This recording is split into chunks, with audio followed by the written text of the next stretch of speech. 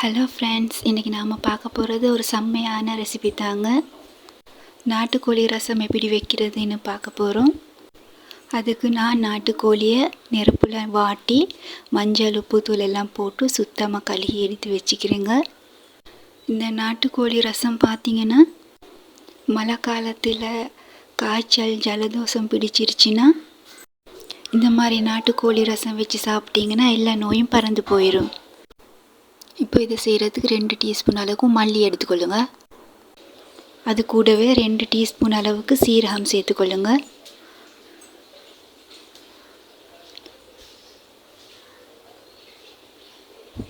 அது கூடவே 1/4 டீஸ்பூன் அளவுக்கு மிளகுத்தூள் சேர்த்துக்கொள்ளுங்க.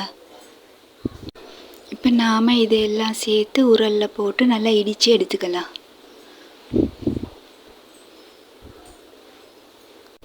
உங்கள்கிட்ட மிக்ஸி இருந்துச்சுன்னா மிக்சியில் போட்டு அரைச்சி எடுத்துக்கொள்ளுங்க. இந்த மாதிரி இடித்து எடுத்திங்கன்னா தான் தாளிக்கும் போது வாசனை கமன்னு இருக்கும். நீங்கள் சாப்பிடும்போதும் வாசனையாகவும் டேஸ்ட்டாகவும் இருக்கும். இப்போ பார்த்தீங்கன்னா அது கூடவே நான் ஒரு வர மிளகா போட்டு தட்டிக்கிறேன். இப்போ அது கூடவே தோல் உரிக்காத முழு பூண்டு ஒரு 5 மட்டுக்கும் சேர்த்து தட்டிக்கொள்ளுங்க. சின்னதாக ஒரு வெங்காயம் தோலோடையே சேர்த்து அதையும் சேர்த்து தட்டிக்கொள்ளுங்க. ஜலதோஷத்துக்கு பூண்டு மிளகு எல்லாம் போட்டு தட்டி ரசம் வச்சு சாப்பிட்டிங்கன்னா சீக்கிரம் நோயெல்லாம் குணமாயிரும். இப்போ அது கூடவே கொஞ்சம் கருவேப்பிலை போட்டு தட்டிக்கொள்ளுங்க. எங்கள் வீட்டிலலாம் மழை காலத்தில் இந்த மாதிரி அடிக்கடி ரசம் வச்சு சாப்பிடுவோம். இப்போ தாளிக்கிறதுக்கு குக்கரில் தேவையான அளவுக்கு எண்ணெய் ஊற்றிக்கொள்ளுங்க. சூடானதும் அப்படியே வெங்காயத்தை போட்டு நல்லா வதக்கி கொள்ளுங்க.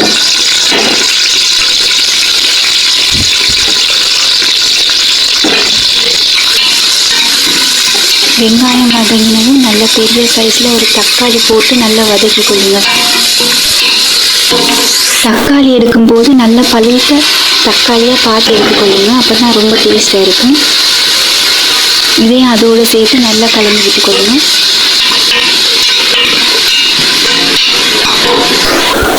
இப்போ நாம் தட்டி வச்சுக்கிற மசாலாவை இதில் சேர்த்துக்கலாம். இப்போ நல்லா கலந்து விட்டுக்கொள்ளுங்க. மசாலாவை சேர்த்ததும் வாசனை கமன்னு இருக்குது. இந்த மாதிரி தட்டி போட்டிங்கன்னா தான் இந்த மாதிரி வாசனையாக இருக்கும்.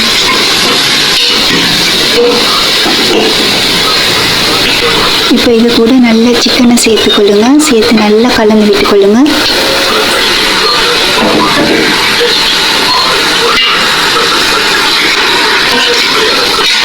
நல்லா மசாலா எல்லாம் படுற மாதிரி மேலேயும் கீழேயும் கலந்து விட்டுக்கொள்ளுங்க.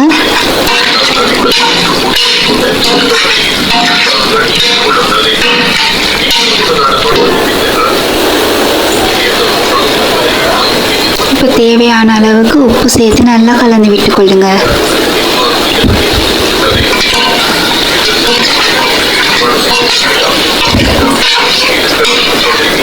இப்போ நாம் இதை வேக வைக்க தண்ணி சேர்த்துடலாம். தண்ணி இதுக்கு நல்லா சிக்கன் மூழ்கிற அளவுக்கு தண்ணி ஊற்றிக்கொள்ளுங்க. உங்களுக்கு தண்ணி கூடுதலாக வேணும்னா கூடுதலாக சேர்த்துக்கொள்ளுங்க.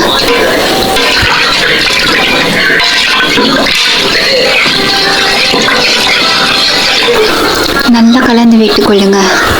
இப்போ தேவையான அளவுக்கு கொஞ்சம் மஞ்சள் போட்டுக்கொள்ளுங்க. நம்ம ஏற்கனவே இதை மஞ்சள் போட்டு தான் கழுகி இருக்கிறோம்.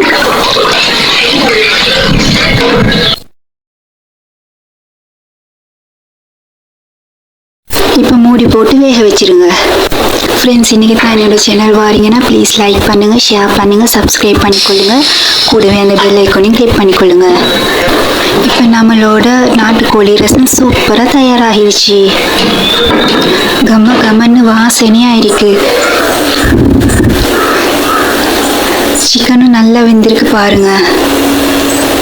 இப்போ நாம் இதுக்கு கடைசியாக வெங்காயத்தலை தூவி இறக்கிக்கலாம்.